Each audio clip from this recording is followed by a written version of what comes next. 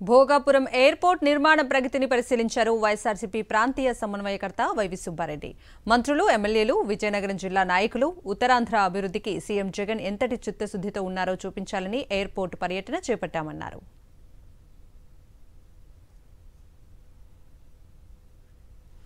2025 December నాటికి ఎయిర్పోర్ట్ను వినియోగంలోకి తెస్తామని CM Jagan చెప్పారని, ఆ మేరకు పనులు జరుగుతున్నాయంటున్నారు వైవి సుబ్బారెడ్డితో మా ప్రతినిధి యుగంధర్ ఫేస్ టు ఫేస్. ఉత్తరాంధ్రలో అభివృద్ధి జరగలేదని ప్రతిపక్షాలు పదే ఆరోపణలు చేస్తూనే ఉన్నాయి. ముఖ్యంగా ఉత్తరాంధ్రకి రాష్ట్రంలో ఎక్కడా లేని ప్రాజెక్టులు, ఎయిర్పోర్ట్లు, పోర్ట్లు, మెడికల్ కాలేజీలు ఇచ్చినప్పటికీ కూడా ప్రతిపక్షాలు చేస్తున్న ఆరోపణలకి సమాధానం చెప్తూ ఈరోజు వైఎస్ఆర్ కాంగ్రెస్ పార్టీ ప్రాంతీయ సమన్వయకర్త వైవి సుబ్బారెడ్డి భోగాపురం ఎయిర్పోర్ట్ విజిట్ పెట్టారు. ఎయిర్పోర్ట్ విజిట్లో ఏమేమి చూశారు, ఇక్కడ పోర్టు తాలూకా ప్రగతి ఎలా ఉంది ఆయన మాటల్లో తెలుసుకుని చెప్తున్నా.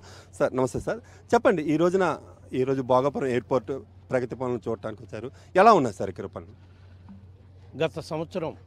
ఈ సంవత్సరం మే 3వ తారీఖున భోగాపురం ఇంటర్నేషనల్ ఎయిర్పోర్ట్ గౌరవ ముఖ్యమంత్రి గారు శంకుస్థాపన చేయడం జరిగింది. శంకుస్థాపన చేసే రోజే చెప్పడం జరిగింది గౌరవ ముఖ్యమంత్రి గారు, మనం శంకుస్థాపన చేసి పనులు ప్రారంభిస్తున్నాము అంటే ఈ రోజు నుంచే పనులు జరిగే విధంగా అన్ని చర్యలు తీసుకోవాల్సిందే అని చెప్పి అధికారులకు ఆదేశించడం జరిగింది.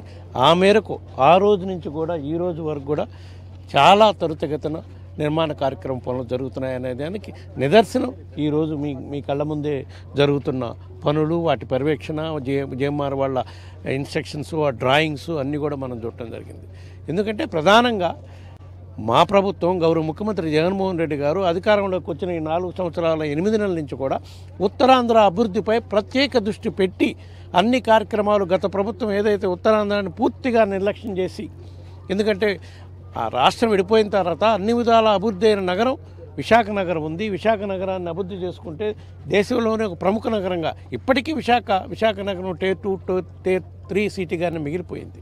అదే గత 5 సంవత్సరాల గత ప్రభుత్వం కూడా విశాఖ నగరాన్ని అభివృద్ధి చేస్తుంటే తప్పకుండా Tier 1 సిటీగా అభివృద్ధి జరిగి ఉండేది.